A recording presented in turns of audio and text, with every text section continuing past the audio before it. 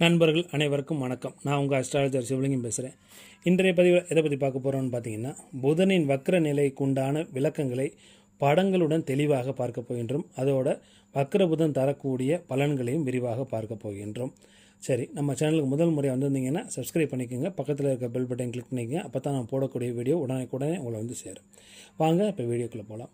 ஒரு ஜாதகத்தில் பலனை நிர்ணயம் செய்யும் பொழுது வக்ரம் பெற்ற கிரகம் பெரும் பங்கு வகிக்கின்றது.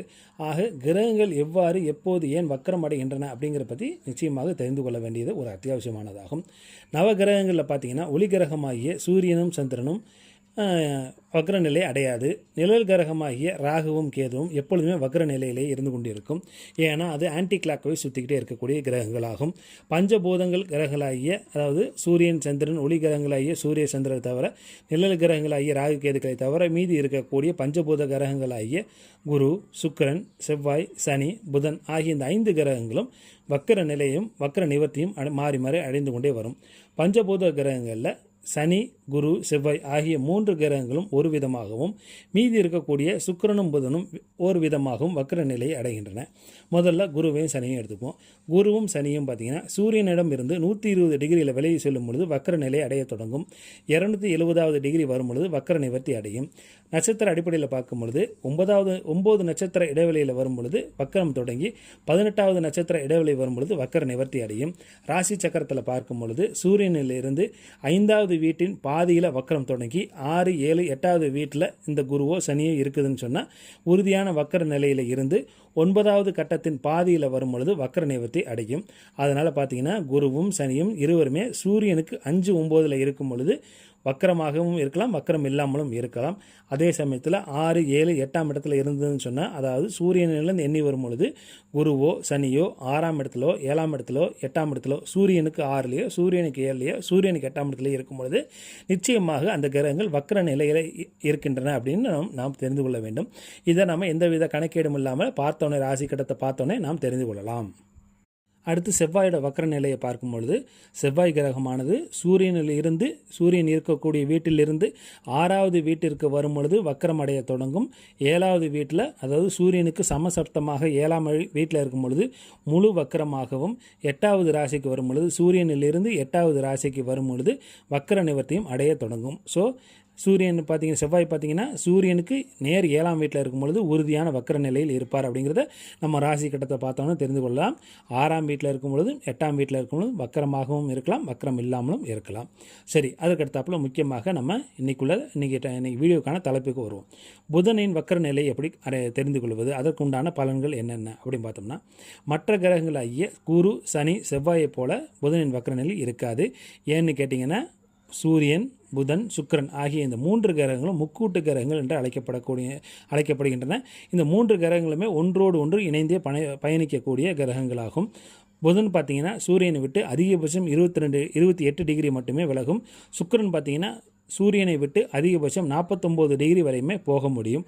அதனால் மேற்சொன்ன வக்ர நிலை இந்த கிரகங்களுக்கு, புதனுக்கு பொருந்தாது, சுக்கிரனுக்கும் பொருந்தாது. ஏன்னா சூரியனை விட்டு 5ஆம் வீட்லேயோ 6ஆம் வீட்லேயோ 7ஆம் வீட்லேயோ போவதற்கான புதனும் சுக்கிரனும் சூரியனை விட்டு 5ஆம் வீட்லேயோ 6ஆம் வீட்லேயோ 7ஆம் வீட்லேயோ போவதற்கான வாய்ப்புகள் கிடையாது. சூரியனை விட்டு புதன் அதிகபட்சம் ஒரு கட்டம் முன்னையோ பின்னையோ இருக்கும். சுக்கிரன் பார்த்திங்கன்னா அதிகபட்சம் 11ஆம் இடத்துலையோ, சூரியனுக்கு 11லையோ சூரியனுக்கு 3ஆம் இடத்துலையோ இருக்கும். அதை தாண்டி சுக்கிரனால் போகவே முடியாது. புதனால் பார்த்திங்கன்னா சூரியனை விட்டு மறுகட்டத்திலேயோ இல்லை சூரியனுக்கு முந்தின கட்டத்திலேயோ மட்டும்தான் இருக்க முடியும். அதை விட்டு வேறு தூரமாக புதனால் செல்ல முடியாது. ஏன்னு கேட்டிங்கன்னா, இது 3மே முக்கூட்டு கிரகங்கள் என்று அழைக்கப்படக்கூடியதாகும். சூரியனை ஒட்டியே சுற்றிக்கிட்டே இருக்கக்கூடிய கிரகங்கள். புதன் பார்த்திங்கன்னா மிகச்சிறிய கிரகமாகும். பூமியை சூரியனை ஒரு முறை சுற்றி வருவதற்குள்ள புதன் பார்த்திங்கன்னா சூரியனை 4 முறை சுற்றி வந்துவிடும். புதன் இப்படியே சூரியனை வேகமாக சுற்றி வரும் பொழுது 4 விதமான நிலைகளை புதன் அடைகின்றன. என்னென்ன நிலை? சகஜ நிலை, மகா அஸ்தமன நிலை, வக்ர நிலை, வக்கர அஸ்தமன நிலை என்று 4 விதமான நிலைகளை சூரியனை சுற்றி வரக்கூடிய புதன் அடைகின்றது. மகா அஸ்தமன நிலை ஒவ்வொன்றா பார்ப்போம். இப்போ மகா அஸ்தமன நிலை அப்படின்னா என்னென்னு பார்த்தீங்கன்னா, புதன் சூரியனை அதன் சுற்றுவட்ட பாதையில் அசியூசி சுற்றி வந்து கொண்டே இருக்கும் பொழுது பூமியும் சூரியனை அதை சுற்றுவட்ட பாதையில் சுற்றி வந்து கொண்டே இருக்கும். அப்படி இரண்டும் சுற்றி வரும் பொழுது சில சமயம் பார்த்திங்கன்னா பூமியை விட்டு புதன் வெகு தூரம் சென்று சூரியனுக்கு மறுபக்கத்தில் நிற்கக்கூடிய நிலையை அடையும். அதாவது பூமிக்கும் புதனுக்கும் இடையில் மிகப்பெரிய கிரகமாகிய நட்சத்திரமாகிய சூரியன் இருப்பார். இப்போ உங்களுக்கு திரையில் அந்த படம் தெரியுது பாருங்க. ஒரு பக்கம் சூரியனுக்கு ஒரு பக்கம் பூமியும், மறுபக்கம் அதாவது சூரியனுக்கு நேர் பின்னாடி பார்த்தீங்கன்னா புதனும் இருக்கும். புதனை விட சூரியன் பல மடங்கு பெரிய கிரகமாகும் என்பதால் புதனின் ஒளி முழுமையாக சூரியனை தாண்டி பூமியின் மேலே விழாது. இடையில் மாபெரும் சூரியன் இருப்பதால் புதனின் ஒளி சூரியனால் மறைக்கப்பட்டுவிடும். இதுவே மகா அஸ்தமன நிலை என்று அழைக்கப்படக்கூடியதாகும்.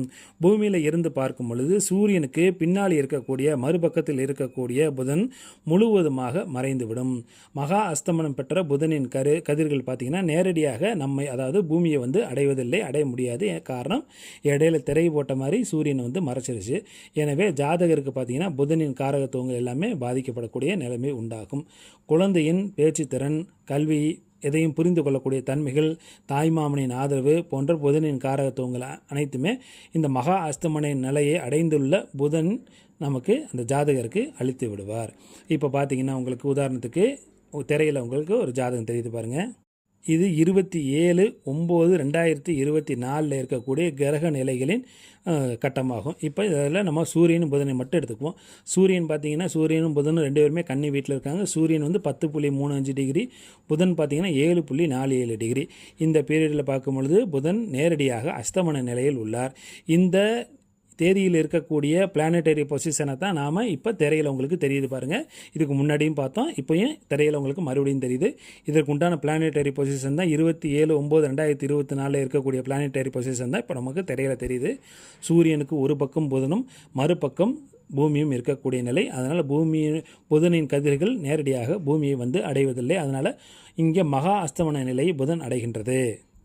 அதற்கு அடுத்தாப்பில் வக்கர அஸ்தமன நிலை, அதாவது புதன் சூரியனை சுற்றி வரும் பொழுது சில சமயம் பார்த்திங்கன்னா பூமிக்கு மிக அருகில் வந்துவிடும். இந்த காலகட்டம் என்பது புதனுக்கும் சூரியனுக்கும் புதன் பார்த்திங்கன்னா சூரியனுக்கும் பூமிக்கும் இடையில நிற்கும். இப்போ உங்களுக்கு திரையில் தெரியுது பாருங்கள். இது 10/4/2024 இருக்கக்கூடிய நமக்கு உண்டான பிளானட்டரி பொசிஷன் ஆகும். இந்த பொசிஷனில் சூரியனுக்கு முன்னாடி புதனும் அதற்கு முன்னாடி பூமியும், அதாவது சூரியனுக்கும் பூமிக்கும் இடையில கரெக்டாக புதன் நிற்கின்றார். பூமியும் சூரியனை சுற்றி வருகின்றது, புதனும் சூரியனை சுற்றி வந்து கொண்டே இருக்கின்றது. ஆனால் இரண்டின் வேகமும் மாறுபாடாக இருக்கின்றது. அதனால் இந்த வேக மாறுபாட்டால் புதன் வக்கரக்கதியில், அதாவது இயல்புக்கு மாறாக பின்னோக்கி நகர்வது போல, நம்ம பூமியிலிருந்து பார்க்கும் பொழுது புதன் பின்னோக்கி நகர்வது போல நமக்கு புலப்படுகின்றது, நம்ம கண்களுக்கு தெரிகின்றது. இந்த நிலையில் பார்க்கும் பொழுது பூமி, புதன், சூரியன் இந்த வரிசையில் மூன்றுமே நேர்கோட்டில் இருக்கும். இந்த நிலையில் புதனின் ஒரு பக்கம் பார்த்திங்கன்னா சூரியனின் ஒளி மிக பிரகாசமாக புதன் மேலே விழுகும். மறுபக்கம் பார்க்கும் பொழுது புதனின் ஒளி பூமியை நோக்கி விழுகாது. ஏன்னு கேட்டிங்கன்னா நம்ம இப்போ திரையில் தெரியுதில்லை, அதுபோல் சூரியனுடைய ஒளி நேரடியாக புதன் மேலே விழுகும் பொழுது புதனுடைய மிகச்சிறிய ஒளி பூமியின் மேலே விழுகாது. இங்கே அஸ்தமன நிலையை சூரியனுடைய மாபெரும் ஒளியினால் புதனின் ஒளி மறைவதால் இங்கே அஸ்தமன நிலையை புதன் அடைகின்றார். புதனின் மறுபக்கம் அதாவது பூமியை நோக்கி உள்ள பக்கத்தில் பார்த்திங்கன்னா மிகவும் இருட்டாக இருக்கும். அதனால் பூமியில் உள்ள நமக்கு புதனின் ஒளி விழுவதில்லை. கண் எதிரே நமக்கு புதன் இருந்தாலும் கூட புதனின் வெளிச்சம், அதாவது புதனின் ஒளி பார்த்திங்கன்னா நேரடியாக பூமியின் மேலே விழுகாது. இதுவே வக்ர அஸ்தமன நிலை என்ற அர்த்தமாகும். அதாவது கண்ணுக்கு நேரே பூமிக்கு நேரே புதன் இருந்தாலும் கூட சூரியனுடைய மாபெரும் ஒளியினால் புதனின் ஒளி மறைக்கப்படுவதால் பூமி மேலே புதனின் ஒளி விழுவது இல்லை. அதனால் புதன் அஸ்தமன நிலை அடைகின்றது. அதே போல் வேக மாறுபாட்டால் அங்கே வக்கர நிலையும் அடைவதால் ஒரு சேர வக்கிர அஸ்தமன நிலையை புதன் அடைகின்றார் என்ற அர்த்தமாகின்றது. இப்போ 10/4/2024 இருக்கக்கூடிய கிரக நிலைகளை பார்ப்போம். இப்போ சூரியனும் புதனை மட்டும் எடுத்துக்குவோம். சூரியன் பார்த்தீங்கன்னா உங்களுக்கு 26 டிகிரிலையும் 26.24 26 டிகிரியும் வச்சுக்கோ 26 டிகிரிலையும், புதன் பார்த்தீங்கன்னா 29 டிகிரிலையும் இருக்கின்றார். இந்த 2 டிகிரி பார்த்தீங்கன்னா 3 டிகிரி வித்தியாசத்தில் அமர்ந்திருக்கிறதுனால இங்கே வக்கரமாகவும் இருக்கின்றார் புதன். ஆக இங்கே வக்கர அஸ்தமனம் புதன் அடைகின்றார்.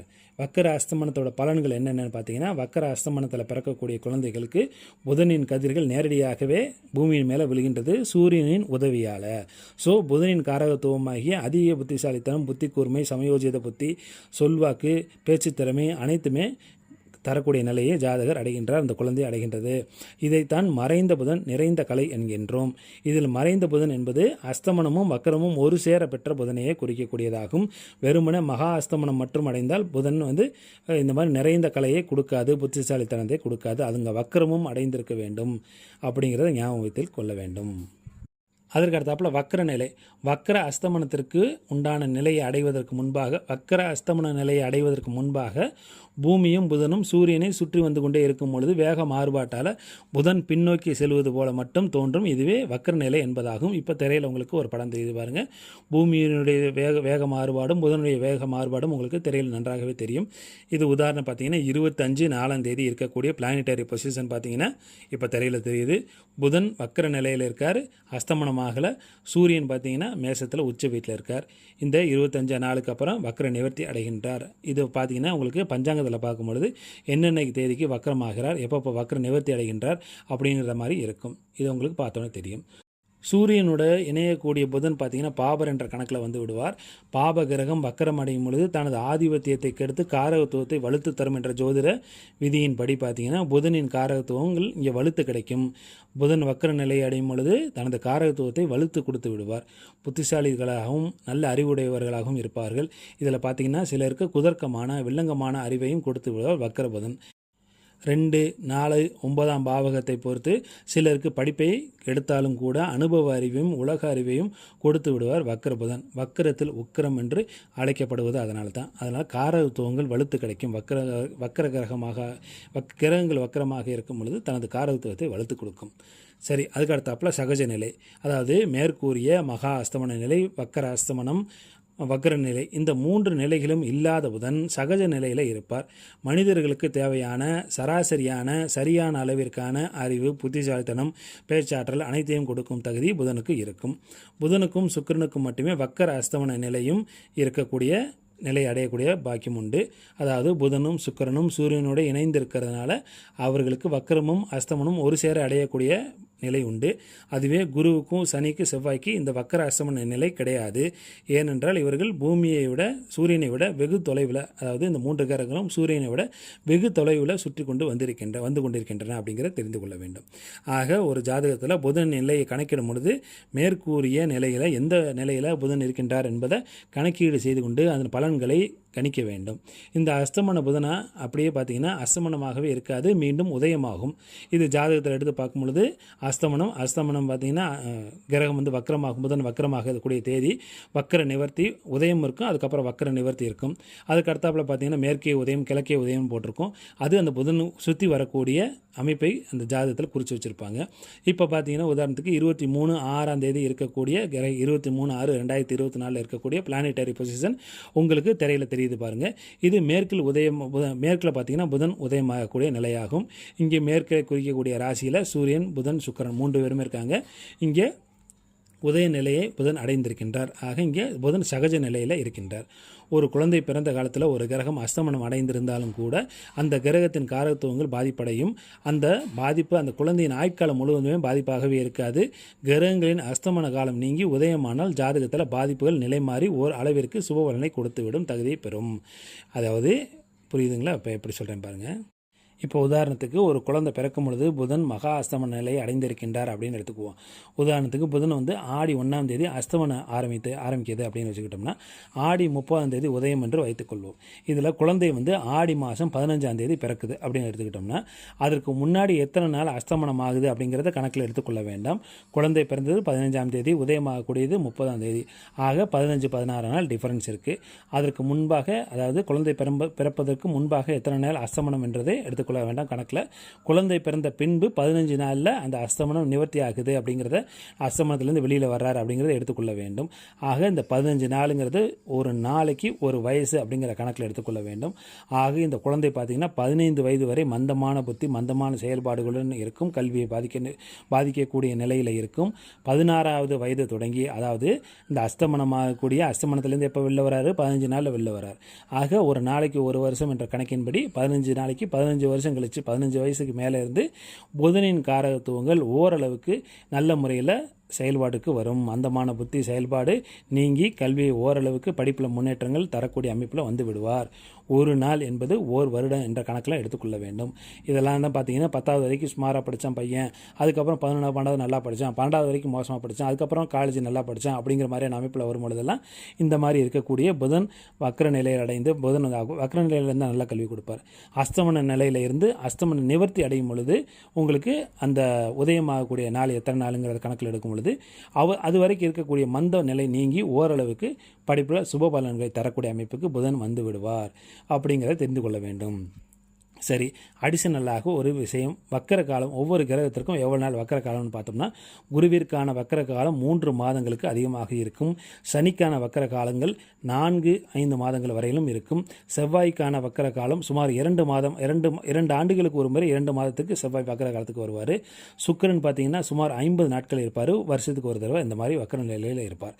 சரி நண்பர்களே, வக்கர நிலைக்கு எப்போ புதன் எப்படிலாம் வக்கர நிலையில் அமைவார், அந்த பிளானட்டரி பொசிஷன் என்னென்னு பார்த்தோம், அதுக்கு உண்டான பலன்களையும் பார்த்தோம். மீண்டும் நல்ல ஒரு பதிவில் உங்களை வந்து சந்திக்கும் வரை விடைபெறுகிறேன். நன்றி, வணக்கம்.